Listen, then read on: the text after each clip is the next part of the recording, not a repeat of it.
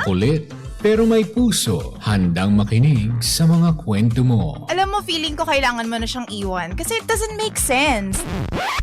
Ang kwento sa lihim ng liham.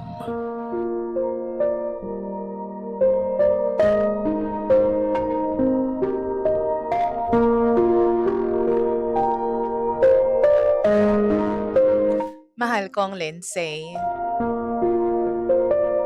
Please, tawagin niyo na lamang po ako sa pangalang Franz. 25 years old. At ngayon po ay naguguluhan ako sa story namin ng taong minamahal ko. Nagsimula po ang pagmamahala namin ni Bert taong 2022. Kasama ko po siya sa trabaho. Tapos nung time na yon, single naman po ako. Pero siya, alam ko, meron siyang LDR na girlfriend. That time, hindi naman kami ganoon ka-close ng lalaking to. Yung tipong, alam kong nagtatanong-tanong lang siya about sa akin sa HR namin. Kasi nga interesado siya. To make it short, meron siyang gusto sa akin at inamin niya yon. Tinanong niya pa nga ako eh.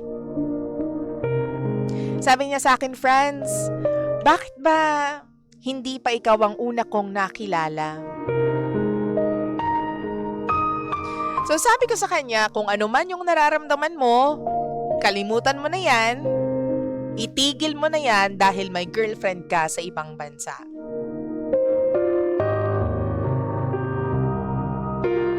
Isa pa, alam ko na siguro sabik lang siya sa mamahalin dahil nga namimiss niya yung totoong girlfriend niya.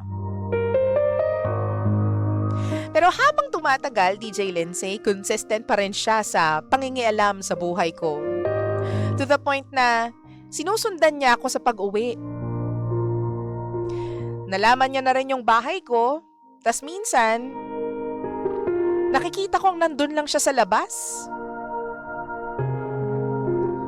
Kinakausap yung mga kapitbahay ko. Nakikibalita. Hindi ko rin alam kung bakit siya ganun. So, imbes na naghihintay lang siya dun sa labas at kung sino-sino yung kinakausap para lamang makilala ako, sumama na lang ako sa kanya sa isang coffee shop. Walking distance lang naman yon mula sa bahay ko. Sa tingin ko nung time na yon, wrong move for me. Kasi mas napadalas yung pagpunta niya. Madalas, nakikita ko siya na kinakausap din yung mga tao doon sa coffee shop. Tinatanong yung mga bagay about me. Hindi ko alam kung bakit siya ganon ka-interesado sa akin noon. Nakakahiya na nga rin sa mga kilala kong tao. Kasi, kinukulit na sila nitong lalaki na to. Ako naman, sa ibang banda, naiinis dahil alam kong may jowa siya. Pati sa trabaho, pinupush na rin kami kahit alam naman nilang may jowa na yung tao. Tumagal po ang ganong setup. Kaya parang sa tingin ko, nakulong din ako sa katangahan. Kasi unti-unti na-develop ang feelings ko para sa kanya. So simula nun, madalas na kaming mamasyal at sometimes may nangyayari na rin sa amin. Alam ko mali. Alam kong hindi ito yung plano ko noon. Sinabi niya na rin sa akin na aaminin niya na sa girlfriend niya at makikipaghiwalay na siya doon. Pero ang sabi niya, naguguluhan pa daw siya. So, nung time na yon, ang status ko is the other woman. Kabit. Panggulo. Panira ng relasyon. Nung last part na ng 2022, nalaman ng girlfriend niya ang story namin. Inamin ko lahat sa girlfriend niya. At nag-usap kami babae sa pamamagitan po ng chat. Ayun, lumayo ako. Naghanap ako ng ibang bahay, pero same trabaho pa din. Ito namang lalaki na to, wala na sa trabaho, nag-resign na siya, at wala na akong update sa kanya. Akala ko nakalaya na ako. Akala ko inayos na nila yung relasyon nila. Not until dumating yung New Year at nalaman niya kung saan ako nakatira. Siguro sinabi ni ng mga kasama namin sa trabaho. Ang sabi niya sa akin, nagtanong-tanong daw siya. Sinundan niya raw ako. At dahil hindi nga ganun kaganda yung lugar kung saan ako lumipat, nag-decide ako na sumama na lang sa kanya nung New Year. Doon ako nag-spend ng New Year sa bahay nila. Sabi pa nga niya sa akin, dapat daw pupuntahan niya yung girlfriend niya.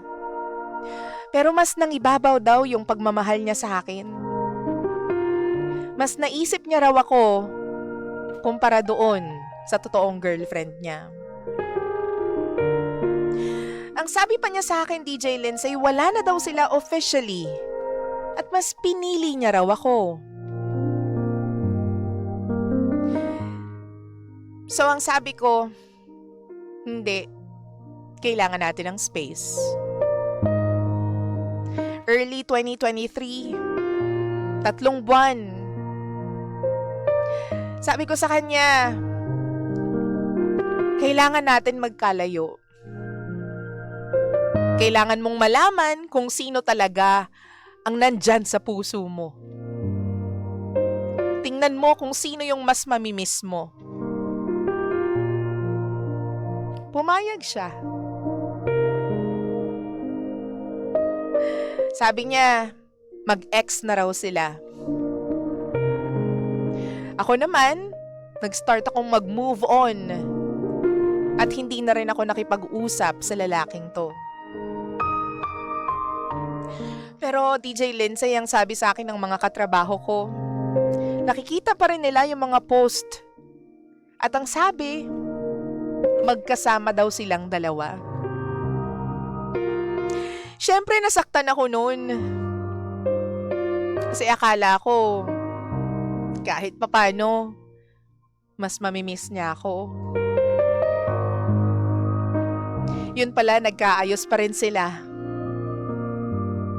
Mali naman kasi talaga ako simula pa nung umpisa. Ang sabi pa ng mga katrabaho ko, bumabawi daw itong lalaking to sa ex niya. Ang sabi pa mukhang sila na raw ang endgame. So ako, unti-unti ko na pong tinanggap, TJ Lindsay.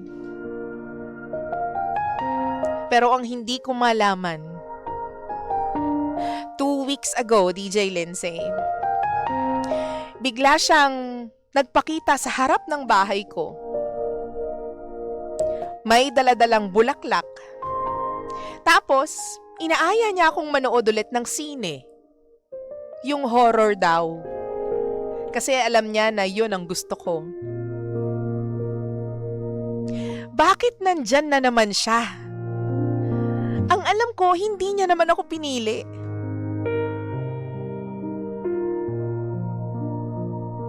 Hanggang kailan ba niya lolokohin ang sarili niya? At ako, hanggang kailan ba ako magiging ganito? Pakiramdam ko tuloy ang sama-sama akong tao. Kasi alam ko naman na meron pa rin silang relasyon. Pero bakit araw-araw hinihintay ko pa rin siya. Alam ko naman kung anong mga ginagawa niya. Pero bakit masaya pa rin ako kapag nagkikita kami? Pakiramdam ko, DJ Lindsay, pinipili ko lang na tingnan yung mga bagay na hindi makakasakit sa akin. Pero sa paggawa ko nun, mas nakakalimutan kong meron akong nasasaktan na babae. Alam ko naman na sila pa rin hanggang ngayon.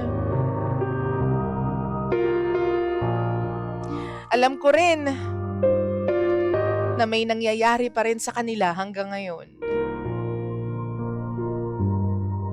Paano po ba ako makakawala sa ganitong sitwasyon? Minsan naiinggit ako doon sa babae. Kasi anytime pwede niyang i-flex yung lalaking mahal niya. Samantalang ako, pakiramdam ko, i-judge ako ng buong mundo kapag nag-post ako kahit isang picture lang namin.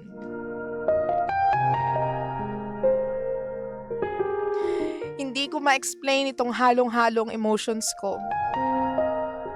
Hindi ito normal, DJ Lindsay. Kaya please, tulungan niyo po akong makaalis sa sitwasyon na to.